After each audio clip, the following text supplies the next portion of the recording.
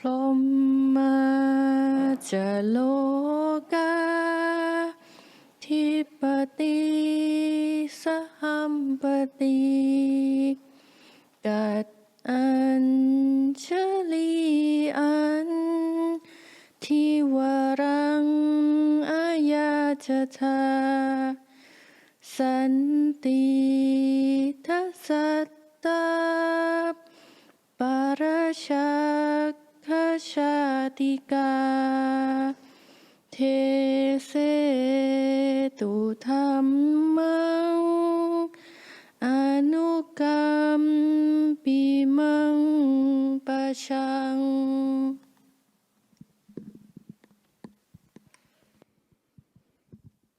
นะโมตัสสะภะคะวะโตอะระหะโตสัมมาสัมพุทธัสสะนะโมตัสสะภะคะวะโตอะระหะโตสัมมาสัมพุทธัสสะนะโมตัสสะภะคะวะโตอะระหะโตสัมมาสัมพุทธัสสะบุตตังธัมมังสังฆังนะมัสสามิ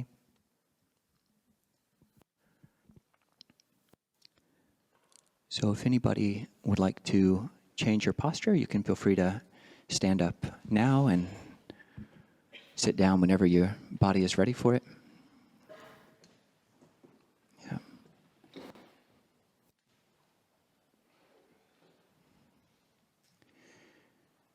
I would be curious, just for a show of hands,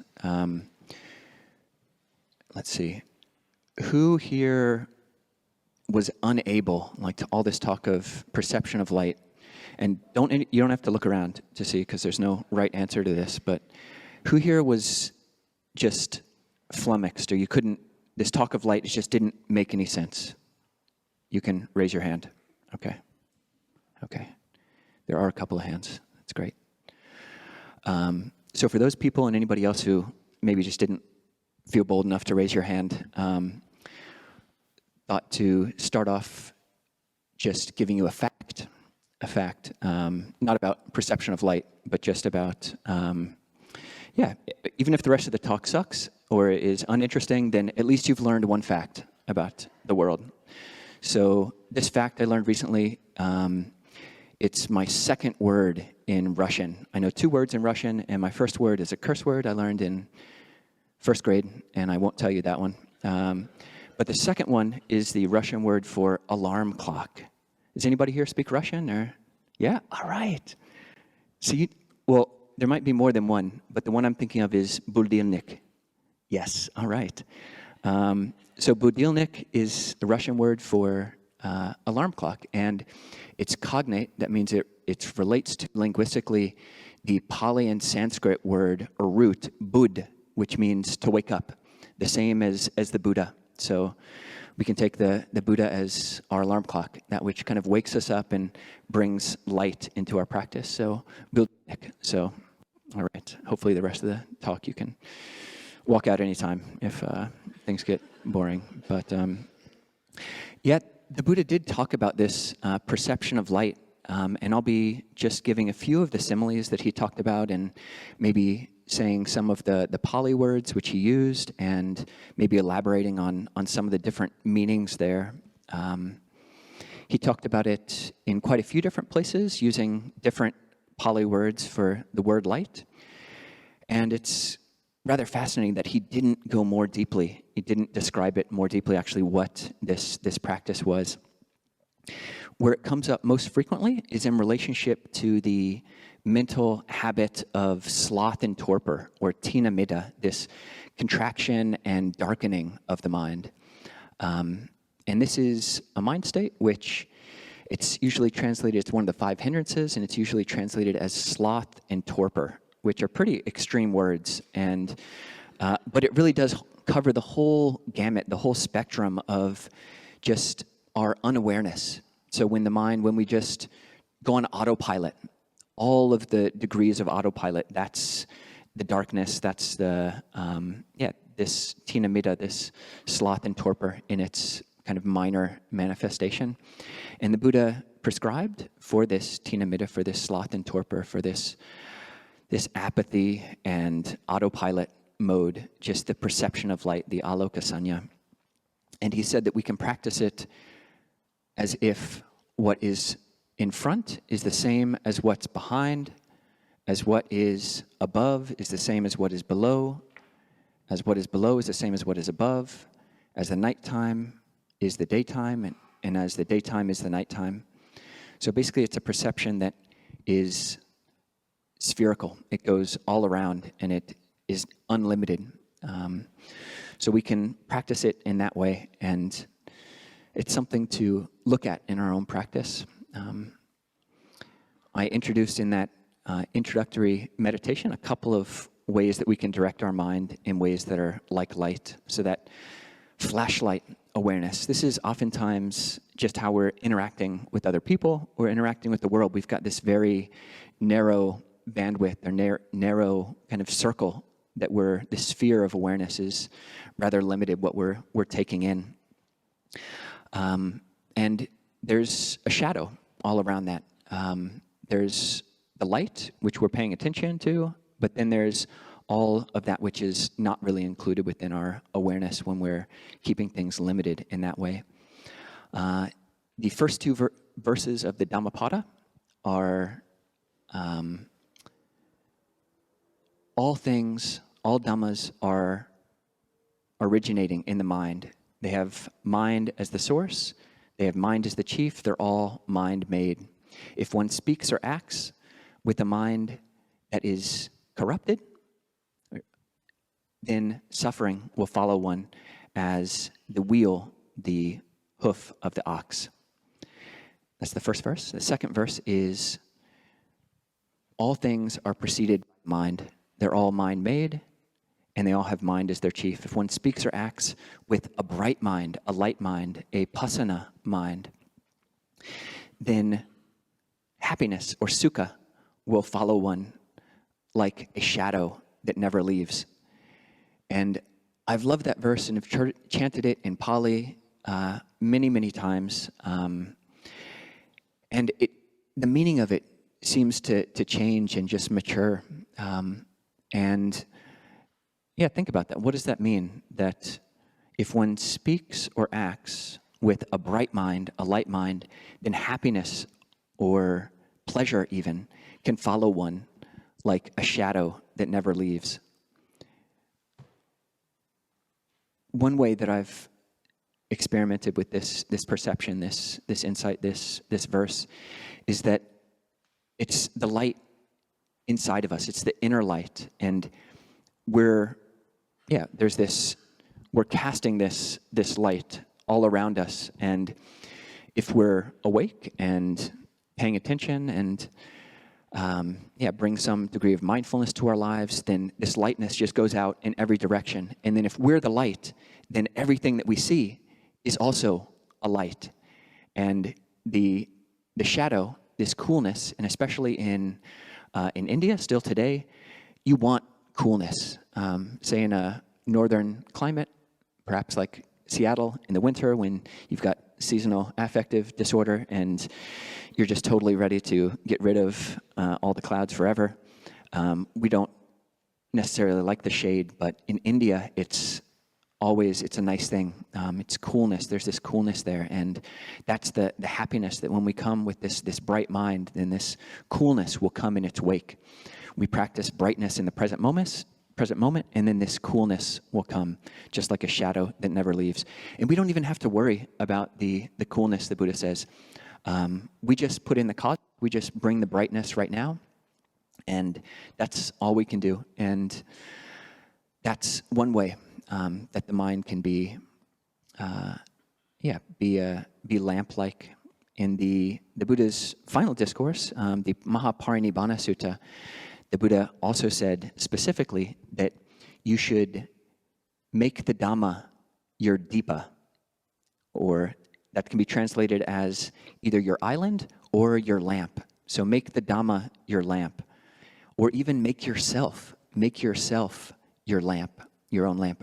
Be a lamp unto yourself.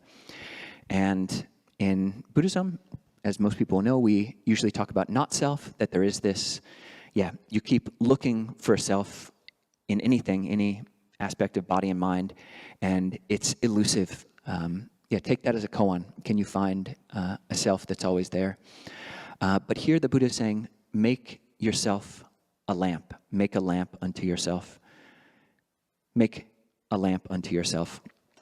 So how can we do this? And this brings up another question, which I think is quite fascinating, is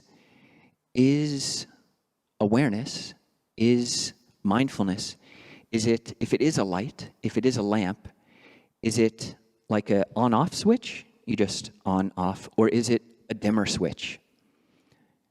Is awareness, is it an on-off switch, or is it a dimmer switch? Or is it both? Is it one of those kind of cool dimmer switches where you can like turn it and it goes up or down, or you can like press it and it goes off, and then turn it on and it goes on? Or is it neither?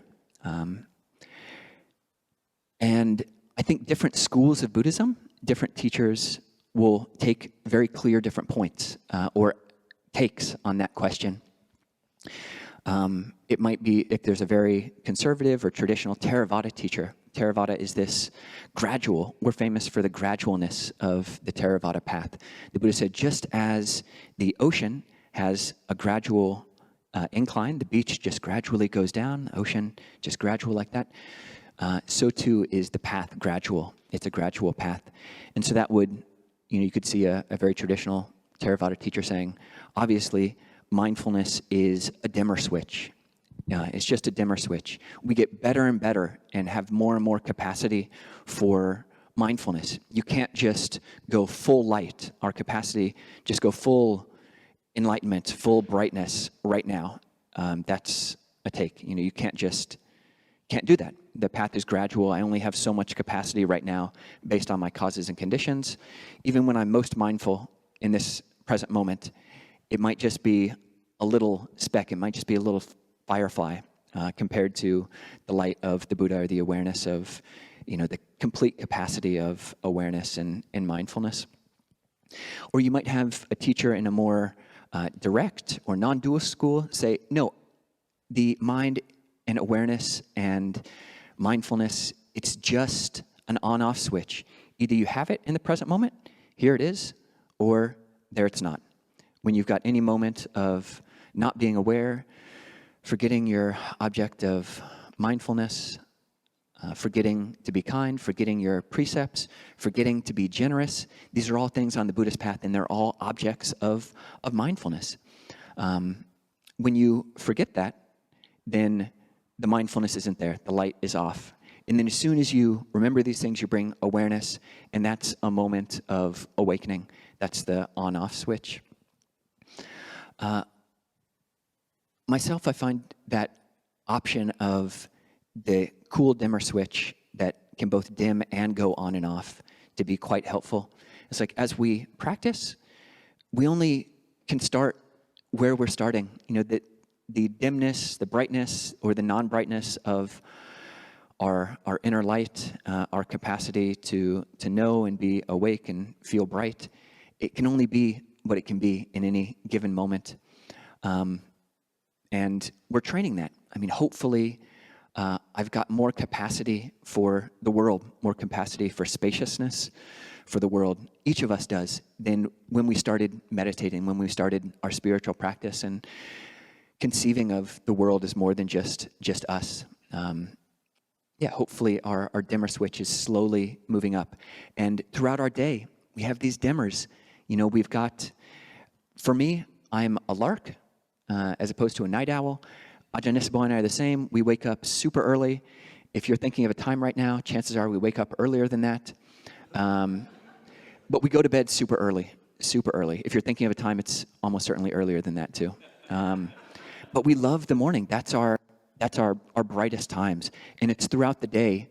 It feels as if our lightness, our capacity for awareness and brightness just diminishes. At least certainly that's the case with me. I've read about this concept of ego depletion. So this is a concept, I think, popularized and maybe coined by Roy Baumeister in this book called Willpower. And the concept there, which has been, there's a lot of research for it, and there's some research that it's not totally the full truth of the human psyche. But the idea of ego depletion is that, say, after we've woken up or after we've had a meal, we've had some glucose go into the brain, go into the body, then we have a capacity for making good choices. You know, say we know what we want to do with our day. We've got the different habits and things that we want to do. We've got the things on our to-do list that we want to do. We know that we don't want to do this bad habit and we do want to do this good habit. And we have a capacity for that. That changes throughout the day. But as Roy Baumeister would propose, our glucose goes down, we become more sleepy, start becoming sleep deprived, and our capacity for following through with our determinations, for keeping up with our egoic goals, doing our good habits, not doing our bad habits, that depletes. And I think that's probably most people's experience through the course of a day. But it's not the total truth. You can always muster some sense of willpower at any point of the day and be like, oh, you know, I'm feeling tired, but actually I'm still going to work out. I'm still going to not eat the things that I don't want to eat. I'm still going to not say the mean things to my partner that part of me wants to say, even though a lot of me wants to say it and I'm tired and I haven't eaten or whatever. So it's not the total truth, but similarly, I think this pattern goes with, haven't totally come up with a good name for it, but awareness depletion. So another name for that ego depletion is decision fatigue. Decision fatigue. I make so many decisions during the day, in my morning, and then at some point, I've just made so many that's like, I'm done. You know, I'm just going to give in. Whatever the mind wants to do, my old habits, I'm just going to follow along. So this awareness fatigue, awareness depletion. And there's some seeming truth to that as well. You wake up, or if you're a night person, in the evening, you do your meditation and the mind is bright. And you feel like you've got this reserve. You've been practicing it. You've opened your window. It's as if your heart were a solar panel. You've been opening up that aperture for the sunlight come in, and you've been getting recharged during your period of meditation. And then when the period's over, you've got all this energy. Awareness is there, and things feel spacious. And I don't say the things to the people that I don't want to say, and I can have this capacity for loving kindness and brightness. And it feels like that, but throughout the day, that kind of high, that brightness that comes from our meditation diminishes. Similarly, with like a retreat, if you sat, you know, a 3-day retreat or a 10-day retreat, or if you know other people who have sat 3-day retreats, 10-day retreats, month-long retreat, 45-day retreat, 60-day retreat, 90-day retreat, it's like yourself or the other person is like supercharging that battery. It's almost like, it's like a lighthouse awareness. And it's like, if you've got your friend goes on this 90-day retreat and you see him across the room and they're kind of, you know, facing that other way, and you tap on their shoulder and they turn around and it's like the lighthouse just beams. It's almost like you'd have like a foghorn, like, and then you just, you know, super bright smile. And it can feel like this, the brightness of the mind from not going outwards. There's a beautiful teaching by Lumpur Atulo, who he's a Thai teacher, passed away late 1900s. But he reformulates the Four Noble Truths. So the Four Noble Truths, you've got the truth of suffering, the cause of suffering, which is craving, the cessation of suffering, which is getting rid of that craving, and the path leading to the cessation of suffering. He switched it around, has the second Noble Truth first, and the fourth Noble Truth third. So he says, the mind that goes out is the cause of suffering, and the result of the mind going out is suffering. So the mind that goes out, the second Noble Truth, is the cause of suffering. The fruit of that is suffering when the mind goes out, which is what most of us, honestly, are doing most of the time. We're just constantly going out, like looking at all the beautiful things and like beautiful people and listening to all the great, you know, everything, just letting all of our energy just go out. And there's nothing, that doesn't have to be a bad thing. But when we don't keep that inner light alive, then we feel depleted. That's ego depletion. That's awareness depletion that we feel.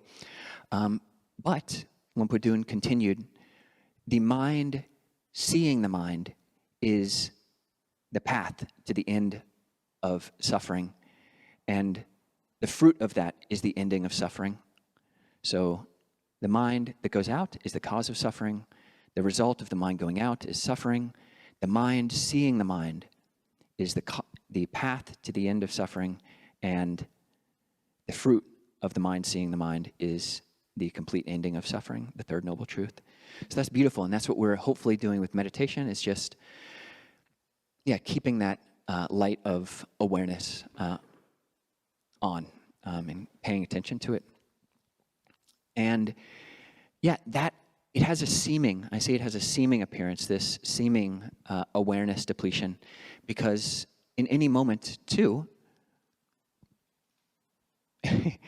any moment that we're able to be aware and to remember explicitly and specifically the truth of not self, actually, there's no tiny ego. Even though I, reaffirm it and kind of think about it and think through it most of the time, most days, relate to the world through this ego story that I have. And when I'm looking at other people and talking to other people, they're kind of reinforcing that with their looks and their stories about me.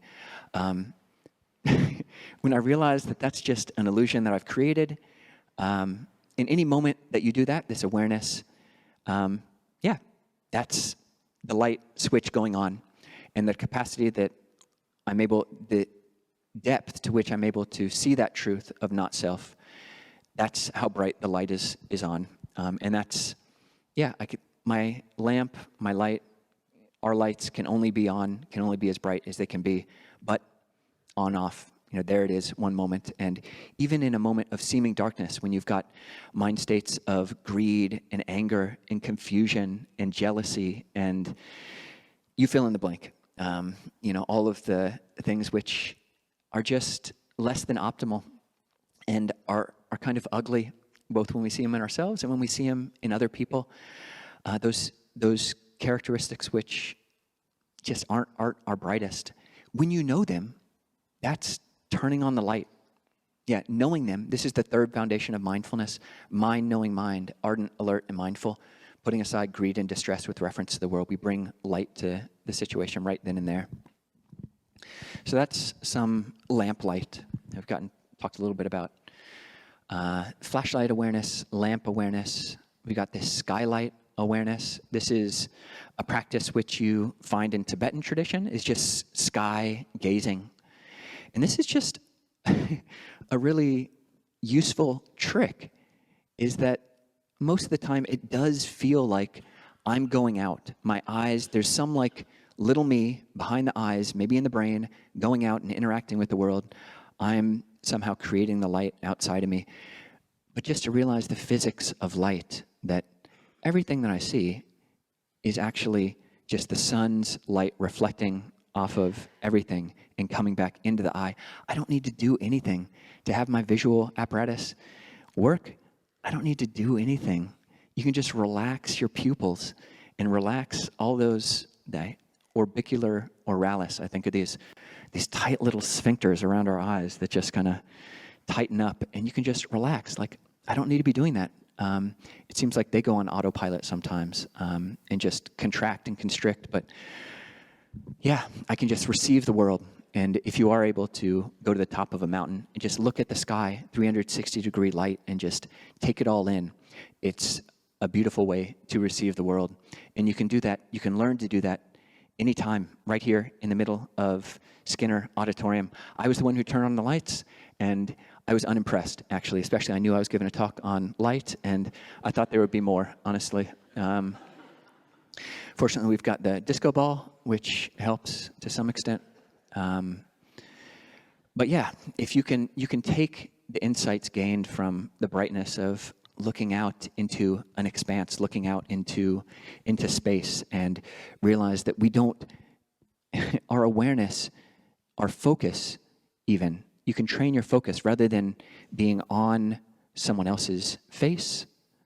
You can actually focus on the space anywhere between you and that person. Learning how to focus on space. Why don't you do that? You can. You can. We focus on the surfaces of the world, and that's just our habit. But you don't have to do that. You can train yourself actually.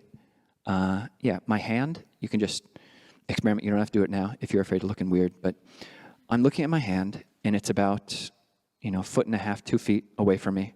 And my eyes, my pupils are focused at that distance, and I move it down, and my eyes are still focused at that area of space right here. And that can just be, it can help you diffuse your stories about other people in the world when you're not overly attached to other people's reactions and the stories that you tell about their stories about you. So that skylight awareness, this inner light awareness, there's some fascinating words in psychology or even not quite physics, but physiology. The word for when you close your eyes and you see all this play of this fireworks or kind of tie-dye of light, that has a name. It's called phosphine, this light. Another word for it is a German word, 2 German words, Eigenlicht. Eigen is one's own, Licht is light. So Eigenlicht. The color and the shapes that I see when my eyes are closed, that you see when your eyes are closed, that's Eigenlicht. That's your own light. That's the name for this experience. And it's something that, they've done all sorts of studies. You put yourself in a totally sensory-deprived room, total darkness, still you'll see light, and that's rather fascinating. And then just going to the inner light. What is the inner light? What is the mind's light? And this is, if you talk during the meditation about focusing on a light doesn't make sense to you, then hopefully at least the metaphor of the mind as light, of consciousness as light, that which, there's no very clear and satisfying definition of what consciousness is, but one just lay way of talking about that is, what is consciousness? It's when the lights are on. It's when the lights are on. And the Buddha talks about that in the same way. There are places in the canon where the Buddha talks about the mind being pabasara. This is one other word for light. The Buddha talks about the mind is luminous or radiant. And this concept is taken and expanded on to huge degree in Mahayana and Tibetan teachings. In the Pali context, it's just pointing to this capacity of awareness. Awareness, consciousness, this feeling that the lights are on, is a metaphor for how we experience the world. Whether our eyes are open or closed, awareness, when we're awake, when there's this buddho, this awaken, when the alarm clock has gone off and we've brought this level of awareness, we're participating in the capacity of awareness, then it feels like the lights are on. That's what the Buddha is talking to. The mind is luminous in the sense that there is this capacity to know the lights can be on. And it really is up to us to participate in that awareness. I think a good case could be made that whether we are mindful or not, at any time, there is the capacity to be mindful, to be awake and alert. Even if I'm paying attention to the feeling of my leg. If someone were to come along and I'm talking this way and they were to come and poke my leg, I wasn't paying attention to that. But the mind is still paying attention. There's this awareness that's going on somewhere, this capacity for consciousness that's picking up on the bodily physical sensations. And similarly, the mind, there is this brightness of mind that's there, and it's up to us to participate in that, to realize that that light is there. So that's the inner light, the pabasara chitta, the mind that's radiant, the mind that's luminous. And I hope that people are able to experience that to some degree. And to look and ask yourself maybe, in what way is awareness like a lamp, like a light? This is something when many people would go and hear the Buddha for the first time, and he would give some like totally great teaching. He would just give like a great teaching. He did that like a lot. And people would go and hear his teachings, and then the person would just be totally blown away, and they would say, it's just as if there was a lamp and it was turned on. So just as a lamp being turned on in a dark room, so too darkness has gone away and lightness has emerged. Ajahn Suwat, one of Ajahn Thanissaro's teachers, he talks about, it's this kind of fascinating insight. It's as if you bring a light or a lamp or even a candle into a dark room, and the darkness can't say, whoa, whoa, whoa, whoa, whoa, whoa, whoa. Just wait a second. I've been here for a really long time. What are you doing? You can't bring any light in here. Darkness can't do that. As soon as you bring the light into the room, you open up awareness, you bring some mindfulness to your life, participate in this capacity to know, and darkness is gone to the extent that it's gone in that moment. You're the dimmer switch, you've turned it on, and hopefully all of us can do that in any moment, whether we like what's coming in through the eyes, ear, nose, tongue, body. Still, we can turn on awareness and know that liking or know that disliking, know the brightness or know the darkness, whatever it is. That's the capacity of the mind, and that's what the Buddha talked about. And we can gradually, the more we keep the light on, the more our capacity for taking in light, giving off light, being the light, breathing the light, the more that gets turned up in our inner brightness, inner light can just get brighter. So in the talk there, and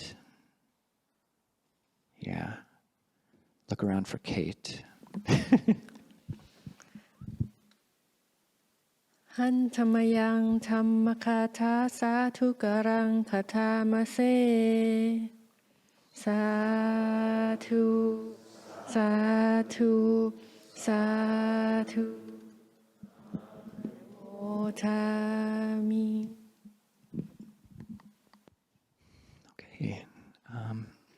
So we can open things up for questions or comments. Anybody can share your experience. Yeah, Christopher.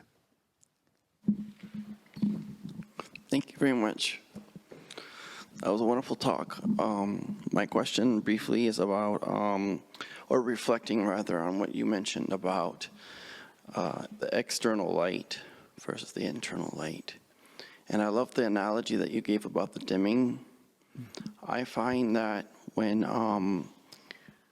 as an artist myself, who has worked with light, I find that as light permeates through an object, kind of like light through a prism, if you were simple put in that way, as light pierces through this thick material of substance, whether it's glass, whatever the material is, it doesn't really matter.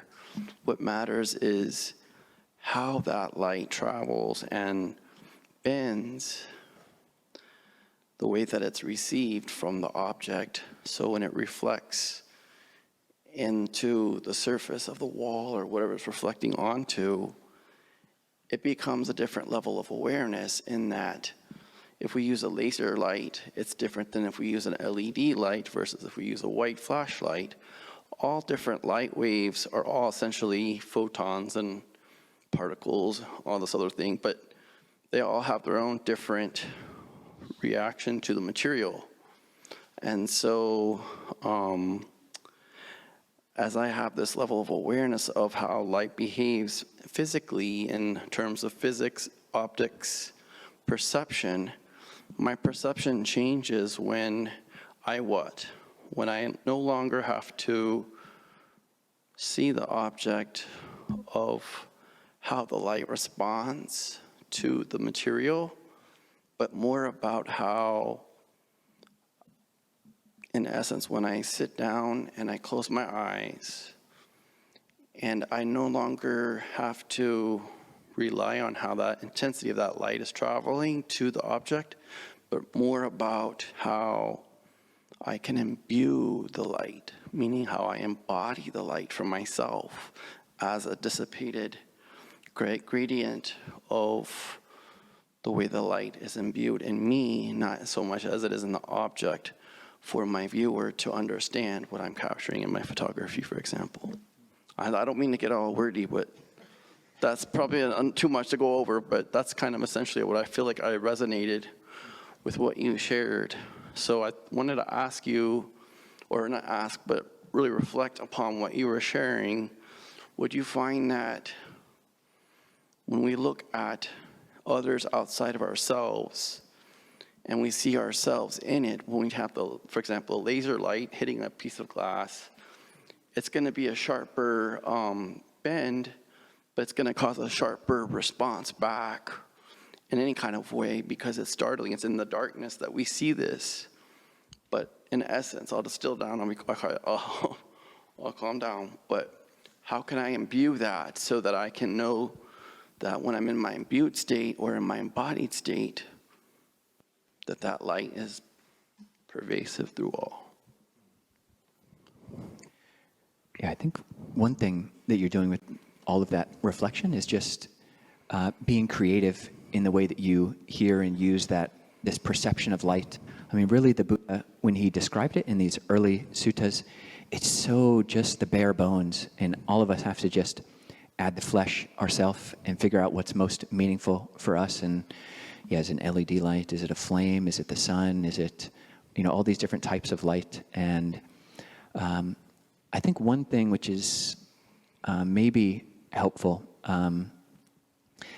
is, just when the Buddha is defining that perception of light, he says that it goes just as above, just so below, so above, same in the front, same in the back, front.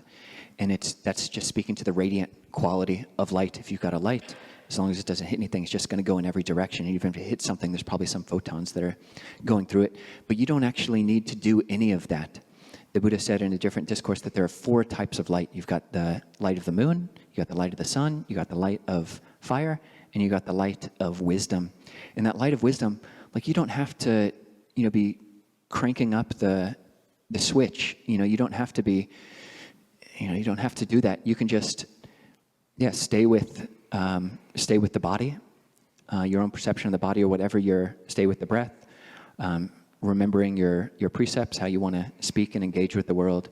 When you keep this awareness present, then the light is just going to do what it does, and you kind of just trust that. And that things seem more natural that way when we try to, shine our own lasers, shoot laser beams of loving kindness or somebody, at somebody. It feels a bit artificial. You can kind of do it to some extent, but it just feels a little bit off or too intense. And I think just relaxing that is a good thing. So I think in essence, what sounds like what I got from what you just shared is that it's an embodiment of the light that basically illuminates from within itself. It charges itself, and not the same way that the light is doing it physically through my perception. Similarly, but it's more of a gradient or a dimmer. It's more of an expansion of a softer, transmutable light that is anyway. Yeah, work with it in that way. Yeah, especially embodied, like you were saying.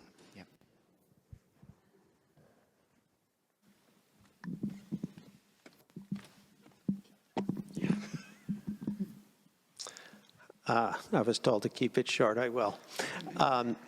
The reference you made to Ajahn Tulo's reconfiguring of the Four Noble Truths, I read that in the book you had here, and I love that. It's such a simple, useful way of kind of understanding the Four Noble Truths, but just how to behave, that I found very, very straightforward and useful. So thank you for that.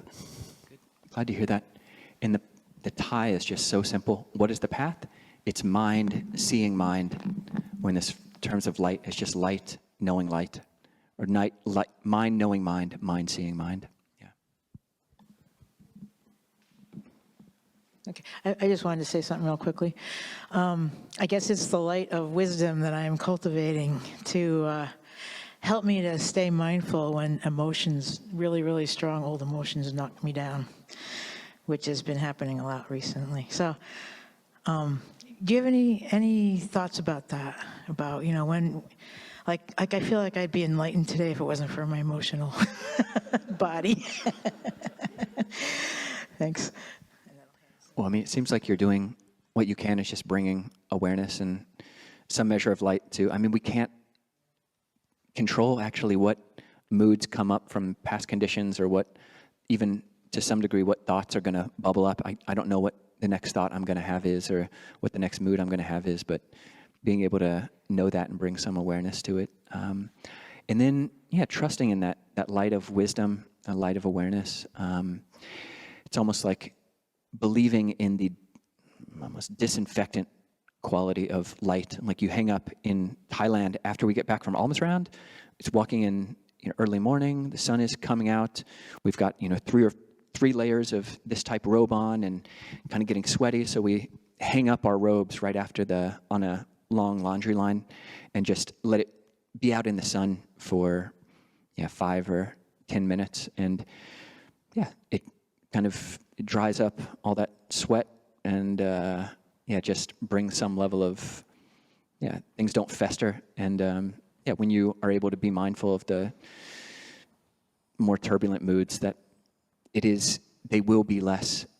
It is bringing some level of alleviation to the whole churning. Yeah.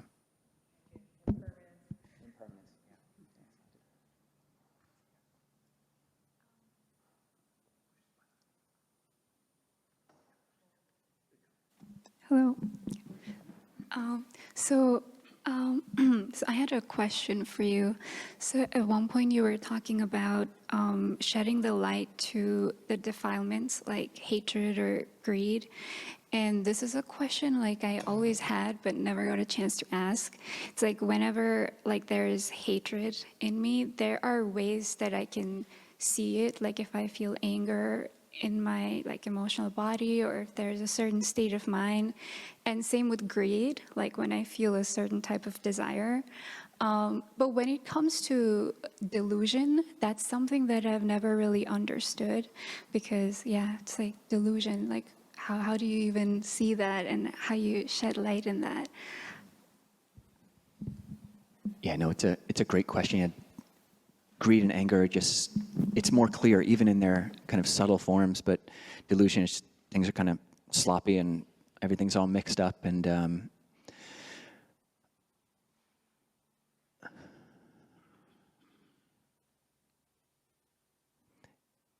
it's like a dimmer awareness, that the capacity, I mean, it's almost this conditioned experience of delusion or confusion.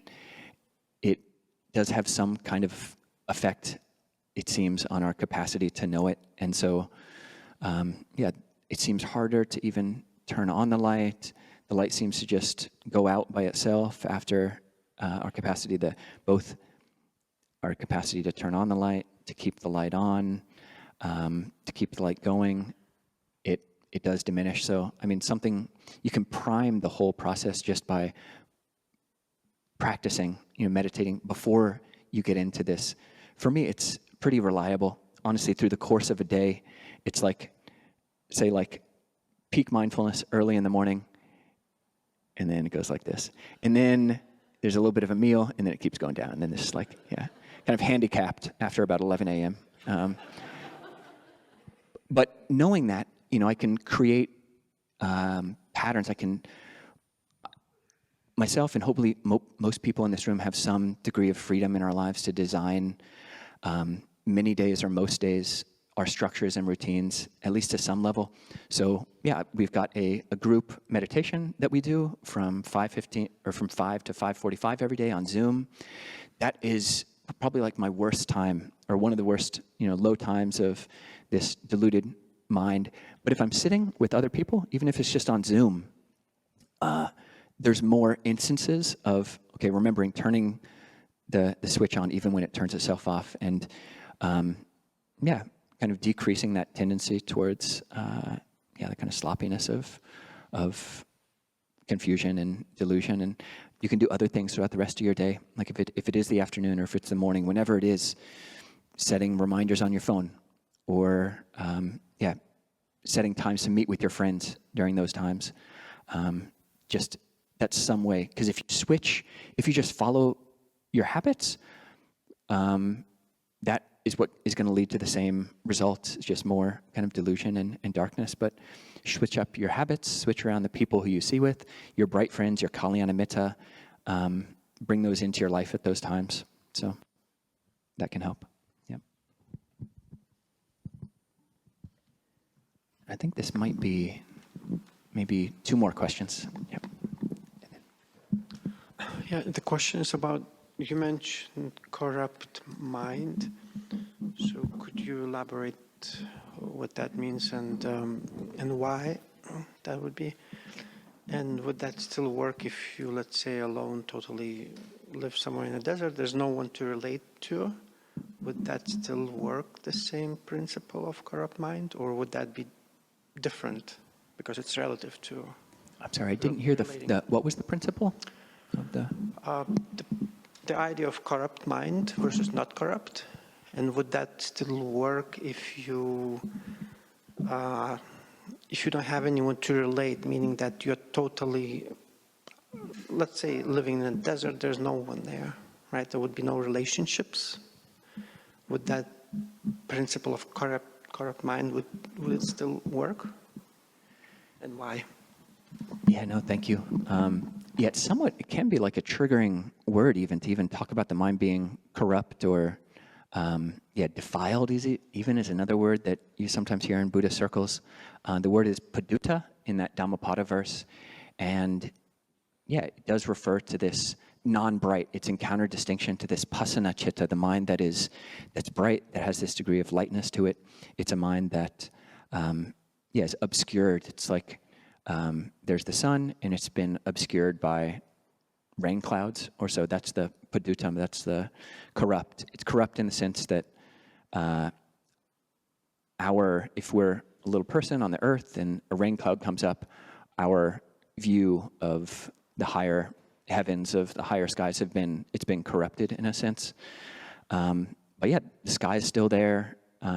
There's not actually a problem. And this is what we were just talking about, this third foundation of mindfulness. When you mind knowing mind, one knows the mind of craving or the mind of anger as a mind of craving or anger. One knows the deluded mind as a deluded mind, or one knows the undiluted, non-craving, non-aversive mind as undiluted, not craving, not aversive.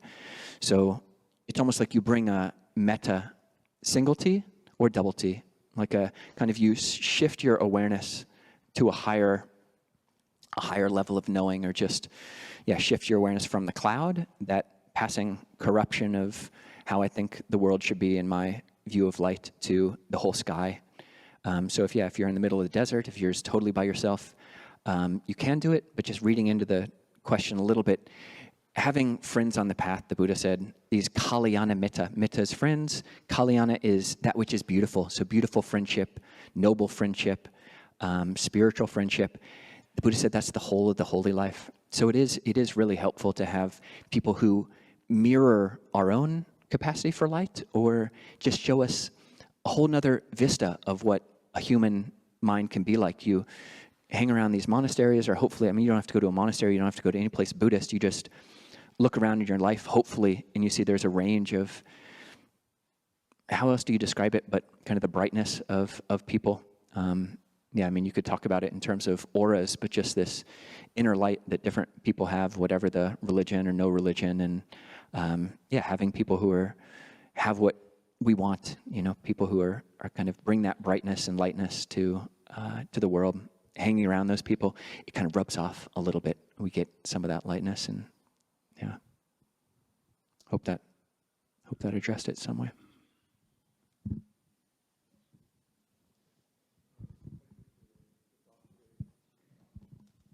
I enjoyed the talk. Thank you for the talk.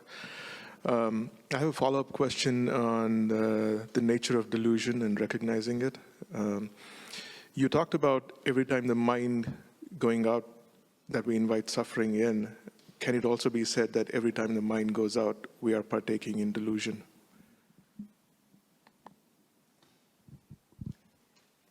So what was the first part of that? So you talked about, every time the mind goes out, Yeah. we are potentially inviting suffering. Yeah. So every time the mind goes out, can it also be said that we are partaking in delusion? Yes. Yes. Yeah, thank you. That's a good way to put it. And that the Buddha does use those words. Tama is the word for darkness, and moha, delusion, they can be almost synonymous. So yeah, the mind that goes out is the cause of suffering. The mind that goes out is the cause of delusion. Delusion is the cause of suffering. Delusion and suffering are almost synonymous, almost just different angles on the same mental phenomena, in a sense. Yeah, interesting.